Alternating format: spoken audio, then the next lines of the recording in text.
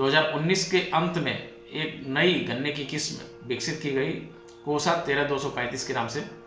और यह किस्म हर तरह से गन्ने के लाल सड़न रोग से लड़ने में सक्षम है।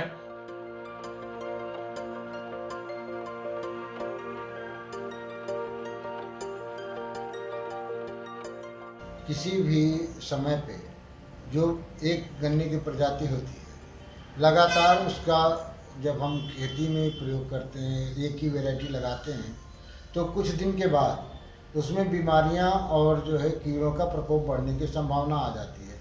साथ ही साथ समय के साथ साथ वैरायटी के अंदर परिवर्तन होता है और वो परिवर्तन जो है हमारे उत्पादन को कम करता है। प्रदेश में के बहुत बड़े क्षेत्रफल में गन्ने की जो सबसे प्रचलित किस्म है वो को 0238 और ये किसानों की बड़ी लोकप्रिय किस्म है और चीनी मिलों के लिए भी बड़ी लोकप्रिय है। रीज़न इसका ये है कि इसकी उपज क्षमता बहुत अच्छी है और चीनी उपज के साथ साथ चीनी पड़ता भी इसमें काफ़ी है, जिसकी वजह से ये काफ़ी लोकप्रिय रही और प्रदेश के लगभग 90% क्षेत्रफल में यही किस्म पूरी तरह से आच्छादित है। लेकिन विगत 2-3 वर्षों से इसमें जो गन्ने का कैंसर जिसको कहते हैं हम, गन्ने की लाल सड़न बीमारी आ जाने से इस किस्म की अब चूँकि जो लाइफ एक तरह से कहते हैं ये बहुत ज़्यादा नहीं है और इसलिए अब किसानों को दूसरी किस्मों पे विचार करना चाहिए। और किसानों के साथ साथ शोध संस्थान के सामने भी ये बहुत बड़ी जिम्मेदारी थी कि ये एक ऐसी किस्म दी जाए जो लाल सड़न रोग के प्रति रोगरोधी हो। इसी दिशा में उत्तर प्रदेश गन्ना शोध परिषद शाहजहाँपुर द्वारा 2019 के अंत में एक नई गन्ने की किस्म विकसित की गई कोसा 13235 के नाम से।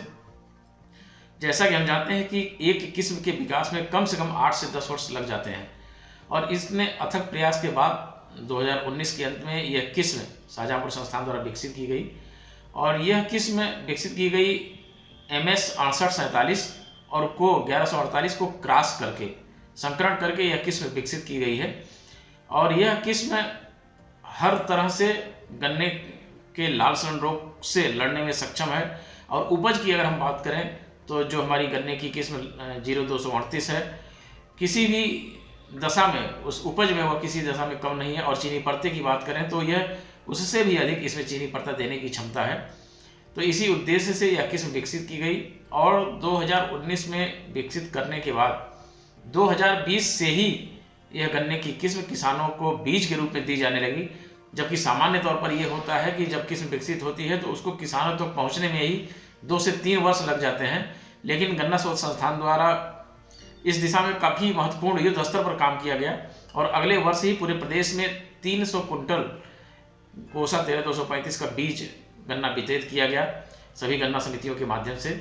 और इस वर्ष 2021 के शरद काल में अगर हम बात करें तो 1 करोड़ सिंगल बट पूरे प्रदेश में गन्ना विकास परिषदों के माध्यम से, गन्ना विकास विभाग के माध्यम से वितरित किया गया है ताकि किसानों तक यह किस्म पहुंच सके और तेजी से इसका संवर्धन हो सके, मल्टीप्लिकेशन हो सके। और इसी वजह से बहुत किसानों की इसकी मांग है, 13235 काफ़ी मांग है और उस मांग के हिसाब से पूर्ति इसकी हम लोग नहीं कर पा रहे हैं। फिर भी अथक प्रयास किया जा रहा है टिश्यू कल्चर के माध्यम से, सिंगल बट के माध्यम से, STP विधि से, सारे माध्यमों का प्रयोग करके हम लोग तेज़ी से इसको किसानों तक पहुंचा रहे हैं।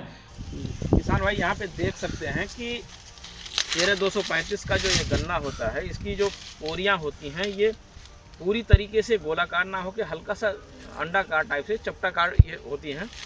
यहाँ पे किसान भाई देख भी सकते हैं कि इसकी जो पोरियाँ हैं इस तरीके से हल्का सा चपटापन लिए हुए हैं, पूरी तरीके से राउंड शेप में, गोलाकार शेप में नहीं है।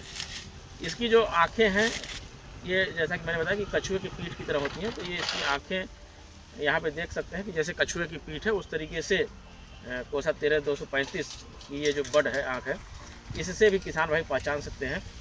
और जैसा कि मैंने बताया कि जो ऊपर जो लीफ सीट होती है यहाँ पे, तो इस पे जगह जगह लाल धब्बे पाए जाते हैं। 11 महीने की अगर फसल हो जाती है तो इस तरह की ये दिखाई पड़ते हैं।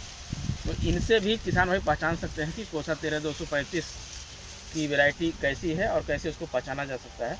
ये सब उसके लक्षण हैं।